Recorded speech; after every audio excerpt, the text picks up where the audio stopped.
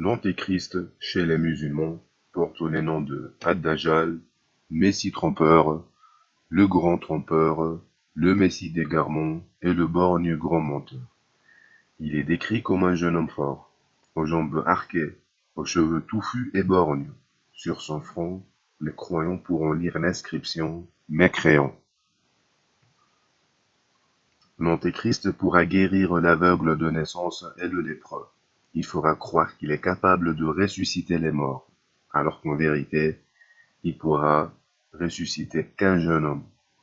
Toutes les autres personnes prétendument ressuscitées seront en réalité des démons qui se matérialiseront sous la forme de parents défunts pour nous tromper.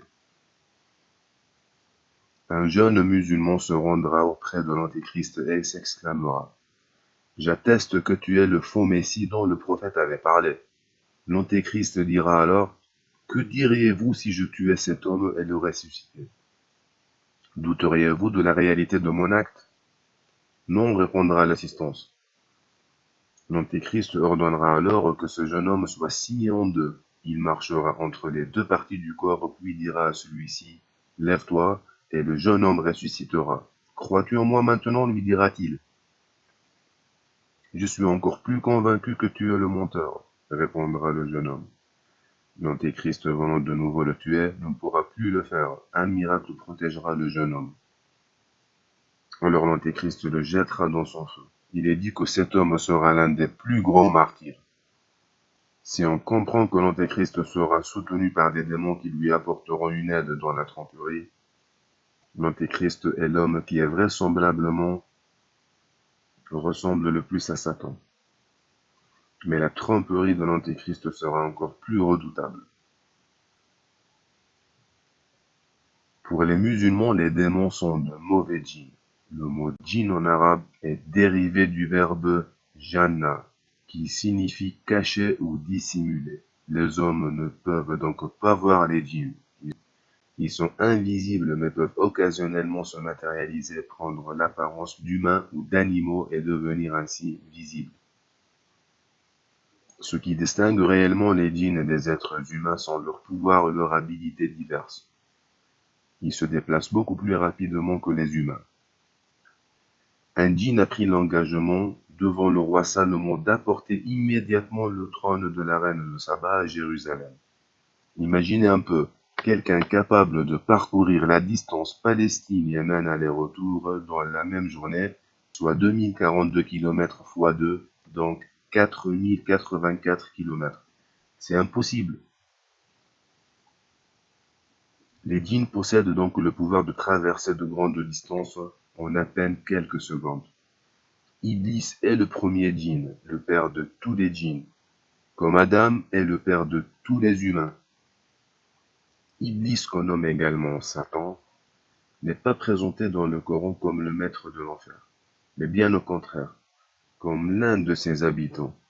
Iblis suggère, invite et enjolive le mal. Il induit en erreur en faisant des promesses trompeuses et en donnant de faux espoirs. Iblis est désigné comme le trompeur, l'enjoliveur, l'ennemi de l'humanité. Iblis, tout comme l'Antéchrist, consacreront leur vie à égarer les humains, en embellissant à leurs yeux la vie sur terre. Tout ceci permet la mise à l'épreuve de l'homme sur terre. La tentation de l'Antéchrist sera la plus importante entre la création d'Adam et la fin du monde. Peu nombreux seront ceux qui résisteront à la tentation de croire en l'Antéchrist. Ceux attirés par le matérialisme et l'occultisme succomberont très certainement. Le matérialisme, parce que l'Antéchrist promettra le bonheur immédiat à tous ceux et toutes celles qui apporteront foi en lui. L'occultisme, parce que l'Antéchrist fera intervenir des démons. Dans tous les cas, selon les musulmans, tous les prophètes ont averti leur peuple de ne pas aller à la rencontre de l'Antéchrist, mais de le fuir. Le hadith dit la chose suivante: aucun prophète n'a été envoyé qui n'ait averti son peuple à propos du menteur borgne. Quant à ceux qui attendent le Messie qui avait été annoncé par les prophéties, mais ne l'ont pas reconnu en la présence de Jésus, fils de Marie, qu'ils ont considéré comme étant lui un faux Messie, croiront que l'Antéchrist est le vrai Messie.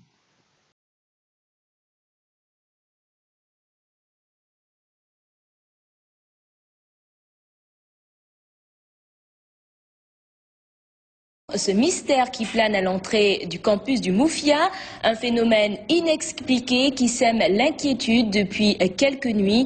Regardez ce reportage de Bertrand Bolzinger avec Mathieu Michal, des images pour le moins troublantes. 1h du matin, la rue René Cassin est déserte. Soudain, une ombre sort de l'obscurité. Une masse sombre et informe semble errer au milieu de la route. Les caméras infrarouges et thermiques des gardiens de la faculté enregistrent toute la scène. Mais le plus surprenant reste à venir. Après avoir traversé le passage piéton, l'ombre s'éclipse à nouveau quelques secondes avant de ressurgir. C'est là qu'un phénomène pour le moins étrange se produit. La forme disparaît rapidement tandis qu'une silhouette se dessine devant la grille de la mosquée.